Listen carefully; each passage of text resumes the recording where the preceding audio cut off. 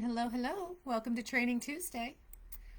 Um, am I the only one this time of year that feels like I'm going to have more time to do things, to relax and do my Christmas decorating and my Christmas shopping, and then when I get here, I'm just like, holy cow, I have no time. This is one of those weeks. This is one of those weeks where last week and the week before, kind of heading into the season, thinking about decorating and getting my shopping done and all this, I was thinking, oh yeah, I can get this done. I'm going to have the season. It's going to be relaxing. And then no. This week, in fact, has been more crammed. It's only Tuesday. More crammed though, from like 7 in the morning until 8 or 9 at night with activities. It's insane. And then today, of course, is if you're Facebook friends with me, today's my middle one, my middle child. It's his birthday. He's 24 today. So again, surprise plans because my two boys are home for Christmas. My now 24-year-old and my younger one is 20, soon to be 21. Um, and heaven forbid they plan things in advance with me. So I got last minute notice of what tonight's birthday celebration entails. Go figure. At any rate, tonight, though, I'm very excited about this topic. We're going to talk about if you're ready to shine. So, despite the busyness of the season and everything that's going on, we should all be ready to shine. And we're going to talk about stepping up and stepping out. Like, what are some practical 3 things I want you to keep in mind when you're stepping up and stepping out? 3 things to do that are going to help you with that process. But I want to talk a little about why this is important and if you're ready for it, what do we need to be thinking about and stuff. So, and hello, everybody. Hi, Joyce. It's good to see you. Ashley, thank you for the birthday wishes for my son.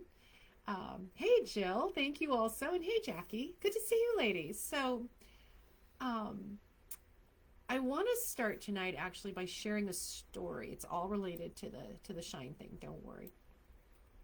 But part of what got me thinking about this whole what does it mean to shine? What is this all about? Was a story that I'd come across. I'd come across it a while ago, but then I was reminded of it just recently.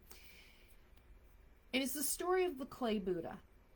So there are different versions of this story, but the basic story is true. So that's the piece I want you to remember. Details are not so important, but the basic story is true. And here's the deal. In Thailand, there exists a 5-ton Buddha, which is a pretty good sized Buddha. And they think he was he was created in the 14th century, so a long time ago. And he's covered in like plaster. He was covered in plaster and clay and like even bits of glass were in there. And they believe he had this covering on him to protect him. So you can imagine covered in kind of clay and plaster and stuff. He was not a beautiful Buddha by any stretch, but he was loved. The community knew him honestly since the 13th or 14th century. He'd been there forever. But over years, he wasn't given much thought. There was a bit of a temple and a temple community around him, but then it went into disrepair. And the community over the centuries literally kind of kept just a simple roof over the Buddha's head. In the 1900s, this area had a little bit of a resurgence, and monks were coming and deciding they were going to create, rebuild and build out the monastery a little bit around the Buddha. And so the simple tin roof was there, but they said, let's build a better roof for the Buddha. He is 5 tons. He's the Buddha we've got. So they built a nicer kind of monastery structure for him. And when they tried to move him, there were cracks in the plaster that nobody really paid attention to, but the cracks broke open. And they could see that as the plaster and the clay started to come off, here was the true nature of Buddha. And what do you know? That 5-ton Buddha was made of gold. A gold 5-ton Buddha, estimated at about $250 million. This tiny little village in Thailand, with this little shack tin roof over its head. So you know what happened? They built a better temple. That's what they did. Of course they did. Because what do? We take care of things we value. Clay Buddha got a better structure. Gold Buddha got a temple, right? But before Buddha was covered, right? He was covered in all this plaster and this clay and stuff. He was being protected from bad things, right? That was the idea. The thought behind the clay and the plaster was that he must have been covered in this to protect him from people trying to steal him, trying to chip pieces of the gold out of him, right? So no one could hurt him, could use him for ill means, anything like that. So they covered him in clay and plaster, which is kind of what we do to ourselves, isn't it? We put a bit of clay and plaster on us to protect us from bad things.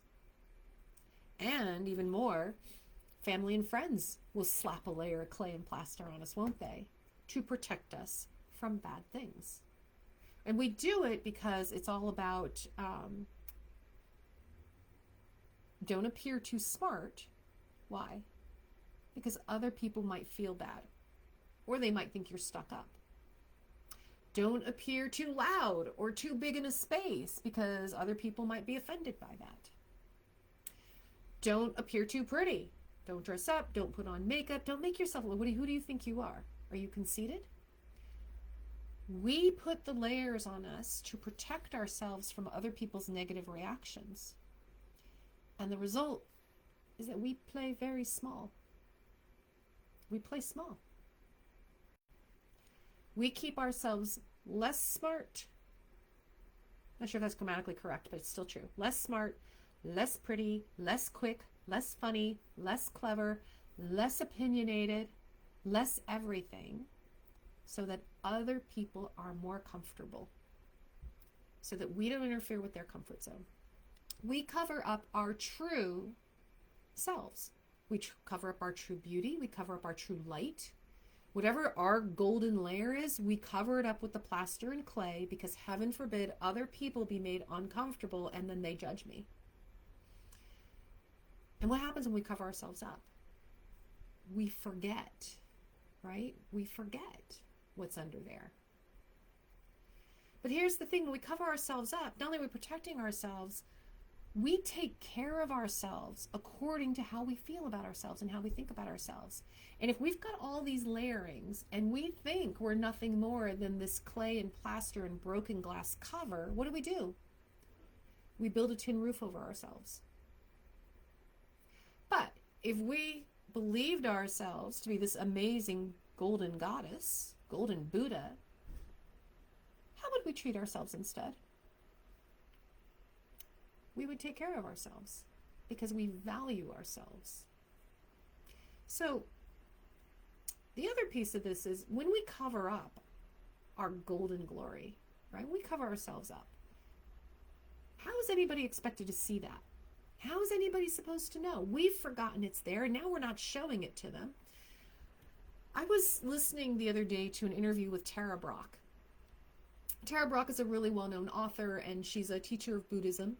And she wrote a book on radical acceptance. She followed up, I think, with a book on radical compassion. I love her stuff. Obviously, I listen to her stuff a lot. But she talked about meeting with palliative care workers. So palliative care workers, right? They work in hospices. They work with people who are dying. And as much as all those Facebook memes and pictures out there say things like, nobody ever regrets the hours they spent at the office. They regret the hours they didn't spend with friends and family and blah, blah, blah. All true. Despite my blah, blah, blah. All true. But the number one thing that people talk about regretting is not being true to themselves. Not living life on their terms. That's the number one thing they talk about regretting. I had this one life and I didn't do it my way. They didn't break out of the clay mold. They didn't let that inner golden light shine. They kept themselves small to make everybody else comfortable. So my question for you ladies tonight is, what keeps you from being that bigger, brighter, golden personality? What stops you from letting your light shine and being brighter? What are the things that stop you from living in full color? And if you are willing to share it in the chat, I would love to hear what you think that is. What's holding you back? What are the things that hold you back? I can share with you the most common things I hear. The funny thing is, literally last night, I was on a coaching call. This time last night, I'm on the phone with one of my clients, and she's talking about this exact topic. And it didn't come up because she saw one of my promos in the group or anything like that. We were talking about a separate work situation for her, but she talked about the fact that because she has a boss who's very insecure, she dials back what she knows about her area of expertise because she doesn't want her boss feeling insecure.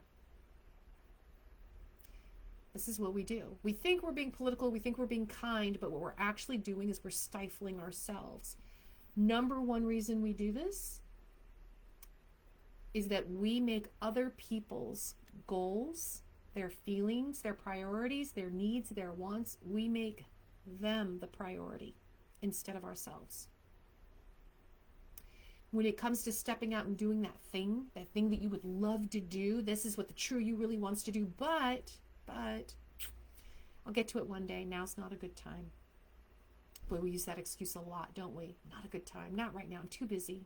There's too much going on. I got too much to take care of. I challenge you to point to a time in your life when you were not a child that you could actually say, oh, that was a good time to do that thing. There's never a good time. There's never a good time to take on the new challenge, to be the bigger, brighter, more golden person. There's never a good time. Always is the time. But we do that. We delay by saying, it's not time yet. I'm too busy. I'm too busy taking care of other people's priorities. Right? So now's not a good time. We will let failure ensure that we fail. And what by that I mean, if we do step out, if we do the one thing, if we're toying with, this is the person I really want to be, this is the kind of leader I want to be, I want to step out and do that thing. I want to be the leader who speaks up. But then I spoke up, and then that person in the meeting slapped me down, and it was really embarrassing. Never doing that again. We let the one failure create continual failure. We shut down. When in fact that one failure, was it a failure? No, because you did the thing. You spoke up. You can't be responsible for the other person's reaction. When we prioritize other people's needs and wants and things ahead of our own, we're letting them, first of all, live the story. We're not living our own story. And we're letting their reactions control who we are and what we're all about. So Ashley, I see your comment. So the whole one failure leading to just permanent failure, I think that's what you were referring to. That's what we do. We put our toe in the water. It's cold. We step back. And we forget that it's not the reaction that's success. It's the fact that we did it. And then when we do it repeatedly, guess what? We get better at it because it's called practice. We get better at it. We get more comfortable with it because anytime we're breaking out of an old pattern, it feels uncomfortable. It feels wrong. It feels like, nope, I shouldn't be doing this because we're not used to doing it. So of course it feels wrong. It's like the first time you do a push-up. It sucks. The first time you do a push-up, you're like, I can't do this. My body can't do this. The first time you try to do crow position in yoga, no way can my body do this, right? That's why you practice. Because it gets better. It gets easier. It's okay if you fall on your head in the crow position. It's fine. It's fine. One day you'll do more than half a push-up, right? And maybe one day you won't even do it on your knees. But that all comes with practice. It's working the muscles. Stepping into leadership, stepping into those skills, stepping into yourself and who you are. Same thing. We're working muscles. So Joyce, you hold yourself back because of your own fears and doubts. Yeah, I can't do that. What if I fail? That's exactly right. It's like, what if I fail? So you take that to the worst case scenario, Joyce. What if you do fail? What is the worst thing that happens if you fail? People think you're dumb. People think you're not talented. People think you're not capable or competent. Maybe. Maybe people also think you're brave. Maybe people also had feedback that say, hey, when you do that again, try this. A failure is not a loss. A failure is an experience. You choose what to do with that experience. You choose what you're going to take from it, what you're going to do with it, and you choose if you're going to let it stop you. We self-sabotage. Choosing failure is one way we self-sabotage. We'll self-sabotage in other ways. We'll give up before we see any results. Like before we even fail, we'll give up, which is a little bit what you're talking about, Joyce, right? That's self-sabotage. I don't do it because what if? You have no idea. What if you knocked it out of the park? What if you did the thing and it turned out to not be that thing? It turned out to be something completely different at all, and you did something utterly different. We don't know because it's not been done. We will self-sabotage, and we will even start something but then quit before we get to the results because we're not seeing results fast enough, or the process isn't what we thought it was going to be. And so we don't ever allow ourselves the opportunity to truly follow through and win, because we're just like, nope, I'm out of here. That was too hard. That was too much. That was too different. And we don't ever push through to say, but if I want to be this person, if this is who I am, and this is what I'm about, I want to show up this way. I want to be that woman. I want to be that leader. If we don't ever push ourselves to get there, we don't get there. And overwhelm is a big reason. Too much, too hard, too big, I'm tapping out. And overwhelm is when we get to that combination of it's something new and different, so we're afraid of it, and we let that fear and stress take over. It's not because there are too many things or too much things. That gets back to the story of now's not a good time. It's a story we tell ourselves. Overwhelm is when we let that story rule and go, can't possibly add one more thing to my plate. Really? Really? It's like, we always say that. We say that about food. I can't possibly eat another thing. And then somebody brings out the chocolate mousse. Oh, I could have a bite. You can eat one more thing. When things are important to us, when we make them a priority, we make the time. It really is that simple. So when we live with other people's goals and expectations as the priority, which is really the root of a lot of this, right? It's just other people will judge me. Other people will expect something different from me. And if I let them down, what does that say about me? That's a mode of living where we're taking care of them. We're not taking care of us. So we end up caring for and repairing and relayering on the plaster and the clay that's been pushed on top of us that tells us how we're supposed to think, how we're supposed to behave, what we're supposed to be doing, what we're supposed to want. We take that on, and it's not even ours. We take care to be the person everybody else wants us to be, because that gives us this sense of being safe and being loved, being cared for, being liked. And yet, at the same time, inside us, we have this rub, right? There's friction there because it's like, but what about me? But what if they knew this about me, right? They wouldn't like me. Because the person that they're liking, loving, caring for, keeping safe, it's not the real you. It's the you you're projecting to make them feel better. It's not the you who wants to live her life this way, right? It's not the true golden Buddha you under all that clay and all that plaster. You are someone else. You have something to give. You have someone with ideas. You are someone with goals and dreams and a creative aspect to her, and these BHAGs, right? These big, hairy, audacious goals you want to tackle, and somewhere in your head you know you can do this, and the other part of your head tells you, that's not safe. It's not safe. Don't do it. Exactly, Joyce. We end up pretending to be the person we think they want us to be, so that they like us, so that we're accepted. I don't know how heavy the layers of clay and plaster are for you, right? Maybe you have a very thin layer. Maybe this is something you've been working on. Pardon me. Maybe it's a very heavy layer. I don't know. Only you know that.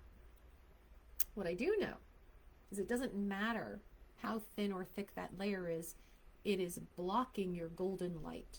It is blocking your ability to shine. And breaking through that layer can be scary, right? Because just like Joyce said, what happens? What happens if I break through, if I let my light shine and they don't like me? I'm no longer lovable. I'm lonely. They shun me. Nobody wants to hang out with me anymore. They make fun of me. They tease me. They embarrass me. They humiliate me. What happens if I don't fit in? What happens? Those things could happen. They could. They could happen. There are people in your life who, if you step out and show up differently now because you've decided I'm going to align to who I want to be and I'm going to be a different person now, right? There are people who won't go with that. But what happens if you don't? What happens if you stay in your plaster? What happens is you become lonely. You become disconnected. You feel not understood, not misunderstood, because you're not misunderstood. They're not misunderstanding you. They're understanding the persona that you're putting forward. You are not understood because they don't even know who you really are. We feel at dis-ease with ourselves. That's really where the word disease comes from. We feel at dis-ease with ourselves because we ourselves are not in alignment with who we are, with our values, with what we desire, with what we believe. We will not be loved for who we truly are if we don't show people who we truly are. And we will not fit in because that persona you're putting out there is a mold you're putting out there to join that group, but that's not you. You don't fit in. You don't fit in. So what do? You do exactly what my friend Tracy says you do. You find a new tribe. So here's the challenge I have for you. Our group, this group right here, Accelerating Leadership for Professional Women, this private Facebook group, it's women only. There's over 1,400 women in this group. Do you really think that there isn't a woman in this group who doesn't share something that you're also passionate about? Is there a woman in this group? Is there truly not a woman in this group of 1,400 women who wouldn't understand an experience you've had? Who wouldn't agree with a perspective that you have, who wouldn't want to hear your loud opinions, who wouldn't want to see your gorgeous smile and picture, right?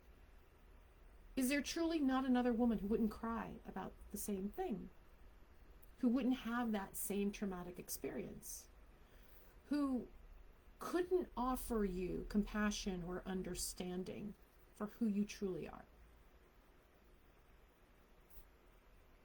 I would challenge you that in 1,400 women, if you can't find a single person who in some level can connect and relate with who you truly are, you aren't trying. You're not trying. Because the whole thing about human nature is what do we want? We want connection. That's what we're here for. We want connection with other people. And that's just this group. Like, you could go outside of this group. Right? What do they say? They say wave your freak flag. You can wave your freak flag, but I guarantee you you're probably not all that freaky. And even if you are, there's 1,400 women here. We can find somebody who vibes with you, right? You could go outside this group. There's the whole rest of the world to find your new tribe, to find the people who you have something in common with, who see you for who you are.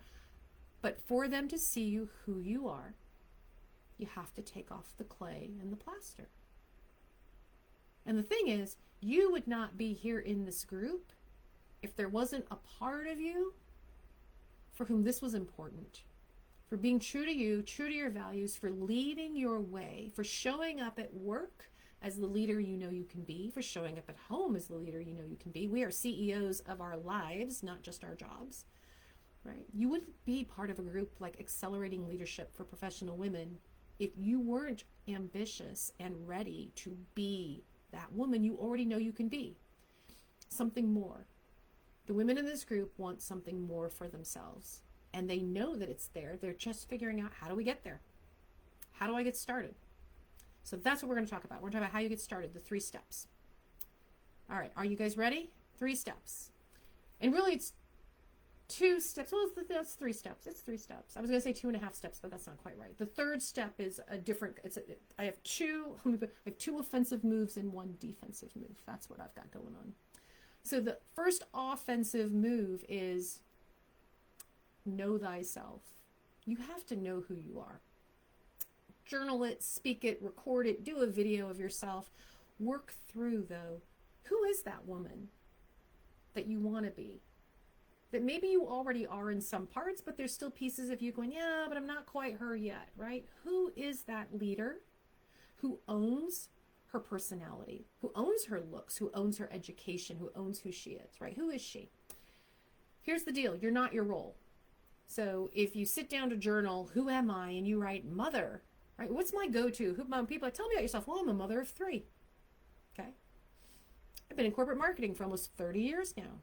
Okay, but that's not who I am, right? Who are you? Are you kind? Are you a nurturing caretaker type? Are you independent? Are you stubborn? Are you gentle-hearted and romantic? Right? Who are you? Are you bossy, sarcastic? Are you serious? Right? What are the things that make you tick? You might have the role of employee or boss or community leader. You might have the role of coworker or friend or mother, daughter, sister. Those are roles. Who are you? What makes you get excited about life? What makes you get excited about what's happening in the day? What do you love?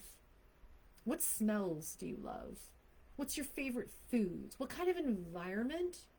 What kind of environment do you like to relax in? Are you a beach person? Are you a woods or mountains person? Right? What are the things that get you excited? What do you do? Who are you when it's 9 o'clock at night and no one is around, no one is home, you have the whole evening to yourself? What do? Are you a Netflixer? Are you online? Are you scrolling through Facebook or Instagram? Are you suddenly online taking a class? Are you listening to an audiobook? Are you playing Candy Crush on, like, who are you? What are you doing? Do you sit down at the sewing machine and whip out a dress? Right? Who are you? You have to recognize who you are first, because we have to own that. We have to own who we are. That's what makes the light really shine. That's what gives us the courage and the confidence to break the clay and to break the plaster and say, yeah, this is who I am. This is what I'm about. We, generally speaking, don't spend enough time with ourselves. So we don't always know who we are. So this can be a process. So the 3 steps I'm giving you are not a 3 steps, knock it out in an evening and tomorrow you're a new woman. That's not what this is. These are 3 steps where you might need to take some time with these. It might take several weeks, several months. It's definitely an ongoing process, right, to show up as who you are. But the first is just getting to know you, because you're going to feel vulnerable when you start really shining your light and showing up as who you are, especially if it's a thick layer of clay. Then you're going to feel vulnerable. It's going to be uncomfortable to start showing these pieces of you. So knowing who you are means that you can be more confidently vulnerable when you take that step, because you can't take away the fact that it's going to be vulnerable and it's going to feel uncomfortable, but we can make yourself confident in that it's going to be worth it in the end, because this is really who I am. Now you want to do that because also it's risky. It's risky to take off the clay and not know what's shining forward. That's scary. It's like, I don't even know who I am. What am I showing you? Don't look. So whether you journal it, whether you're an audible person, right, and it's better for you to record it or to videotape yourself, but spend time getting down in a concrete format that you can revisit the who you are and what you're all about. Getting to that image of who do you want to be? What kind of leader do you want to be? Do you want to be known as that compassionate, nurturing, team-building kind of leader? Do you want to be known as the hard charger, creative, visionary type leader? And by leader, I don't just mean at work, I also mean in your personal life. We lead the same way in both environments, whether we recognize it or not. That's who we are. That's step 1. So step 1 is get to know yourself. Spend time identifying who this woman is, who the best version of you really is, and figuring out what are the things that woman would do. Because step 2 is your action phase. Step 2 is when you start being that woman. Now, if you have the thicker layer of clay, you might have to be that woman in baby steps, right? You might have to do it in small steps. So step 2 is pick one thing that's part of your golden light, and do that thing. If you're doing this in smaller steps, because the layers of clay are thick, and so you're feeling especially vulnerable, and nervous about what this change means, then you pick something that is slightly less risky or slightly less scary, but is still part of the golden Buddha version of you, right? And so maybe it's something like you've always wanted to do something. You've always wanted to be part of the community garden, right? You see them out there in the beautiful days and they're gardening in groups and they're taking care of this beautiful community garden and you happen to enjoy gardening. Maybe you think you're not good enough of a gardener. Maybe you're just nervous about joining a new group. But step one baby step would be join the group. Join the group. Attend an activity with the group. Now you have a thinner layer of clay, or you've been taking some of these steps already, then maybe step two, or your step one, I should say, is that you're ready to manage a project or an event for the group. Maybe you're ready to step up and be one of the leaders of the group, right? Join the governing committee. There's different ways you can step up and step out. And what you want to do is start figuring out what those steps are. What are the actions you want to take? And take them in a consistent way, but also a way that's comfortable for you. So think about that. Think about the pieces of you that make people go, you did what? You did that? Often people's reactions when you start telling them about things you've done or who you are, that reaction can identify for you the gap between how you're showing up and who you really are. For years, literally for years, if it happened to come up in conversation and I told people I went to Harvard, for years the reaction was, you went to Harvard? Thank you, right? Which made me think, do I show up as a dummy? Do they think I'm really not smart enough to get in? What was that all about, right? But that was the reaction. You went to Harvard? What is it about me that says I'm not smart enough? I don't know. But what I did know from that reaction is there was a gap in the way I was showing up and how people were perceiving me. Now, that's not a topic that comes up in a lot of conversations. It's not the first thing I will ever tell you about myself because it's really not the most important thing about myself. But when it does come up these days, I get less of that reaction. I still get it. There's still people who want to be that person, and that's on them. But I realized if I'm going to be recognized for being a smart woman, I better start showing up like a smart woman. Being a smart woman doesn't mean bragging about where I got my degree, but it does mean sharing my opinion, speaking up, and showing up with the knowledge and experience that I have. And we're often afraid to do that because we're afraid we'll be judged, right? Back to what I said at the beginning. We're afraid we'll be judged as she's too stuck up, or she's too opinionated. She's too something, too much, too big, too small, too loud, too conceited. I can no longer be responsible for how other people react or respond to who I am. I cannot control that. What I can control is who I am and how I'm going to show up. And I'm going to start showing up as confident. That was the decision I made when I realized the consistent reaction to me was you. Now, it's one thing when their reaction is, you did what?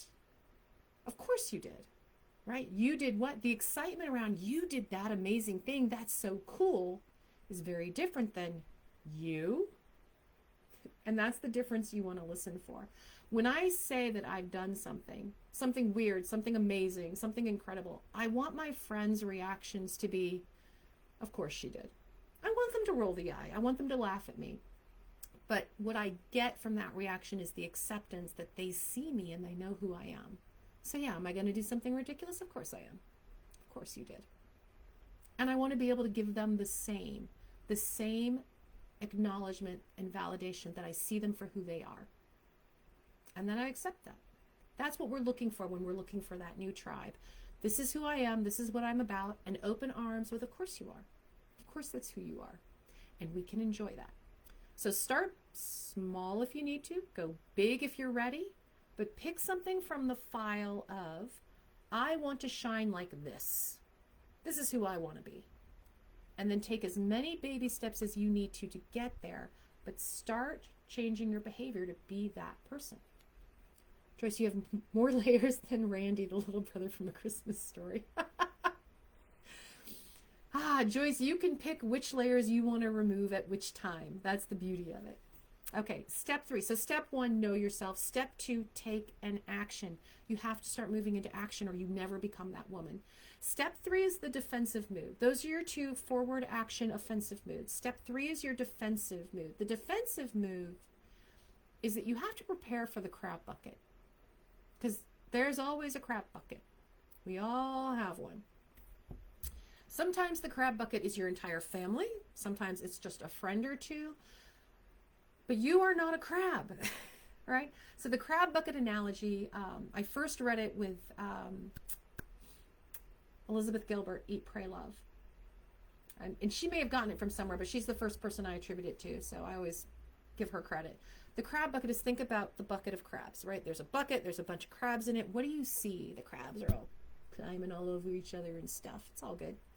But there's always one crab who sticks their little claw out and is trying to get out of the bucket, right? And sometimes they even hook their claw over the bucket and they're pulling themselves out.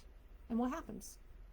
What happens is the other crabs in the bottom of the bucket start pulling the crab back in, right? They start clawing and grabbing at his legs and pulling her back in, pulling her back into the bucket. Now, the crab bucket is representative of whether those buckets of crabs are your friends, your family, whoever it is, coworkers, right? This happens at work. It's because you're leaving their comfort zone. When you leave their comfort zone, the people around you go, no, I'm not comfortable with that. You need to go back to being this way. This is where I'm comfortable. And that's why they pull it in. And it's not always with malicious intent or mean intent at all. It may even be somewhat subconscious for them, depending on how self-aware they are. But what you've done is you've removed yourself from their comfort zone and you're living life your way. You're escaping the crab bucket. You're escaping the patterns of what you're used to and who you used to be, and you're becoming who you want to be. So, crabs are wonderful, sneaky little creatures. They're tasty, but you are not a crab. When you think of your shining golden light, you're not thinking crab. I want you to think unicorn or phoenix or mermaid or goddess or pick your spirit animal or your totem, but you're picking the big one, right? You're picking the one that wants to be seen. And Joyce, you're absolutely right. Sometimes the crabs are trying to keep you safe, but here's the deal. Whose job is it to keep you safe? And they're keeping you safe according to whose rules and whose perspective? According to whose vision of the life you should lead? We will take risks and we will sometimes fall flat on our face. We will fail. We will hurt. But that was our risk to take. That was our lesson to learn. That was our experience to have. Who has the right to save you from that? To save you from yourself? You can let them. That's a choice you make. And certainly their good intentions, like I said, that's why I was saying, right? Not everybody in the crab is necessarily malicious. They think they're helping you. But if the golden light version of you wants to be this person and do this thing, then you should go do it. And you can figure out if it's the right fit for you. If it's the best thing you ever did or the worst thing you ever did. But it's up to you to make that choice. The idea is stop playing small, right? Step up. Be seen, be heard, be recognized for exactly who you are. So preparing for the crab bucket does mean, though, preparing for those reactions. It means being clear on who you are and who you want to be. It means holding your boundaries. And holding your boundaries can mean walking away from the crab bucket. It can mean just ignoring the crab bucket. It can mean pulling your best Queen Elizabeth. Queen Elizabeth I was famous for turning down every marriage proposal. And what did she say? She said, "Thank you very much. I will take it under consideration." And then she went and did her own thing. And for her, that was not being married. Her golden light was the Virgin Queen. She never got married. I don't know about the virgin part, but that's what they called her. What's your version? Right? Who's your totem? Who's your golden unicorn mermaid totem, not crab, right? And what is it that she wants to do? Who is it that she wants to be? And manage your crab bucket. Tonight, and I know we ran long tonight, but tonight I wanted you to remember, you deserve to shine. You deserve to be seen. You deserve to be heard. You deserve to be recognized, loved, appreciated for exactly who you are. Your freak flag is not nearly as freaky as you think. Your light is golden, but you have to take off the plaster and the clay to get there. And while that can be scary, it's not impossible. You can do this. So, you're going to get to know who you are. You're going to spend time understanding exactly who you are and who you want to be. You're going to start mapping out and taking those action steps to get to be that woman. And you're going to take a look at your crap bucket and figure out your best ways to manage that.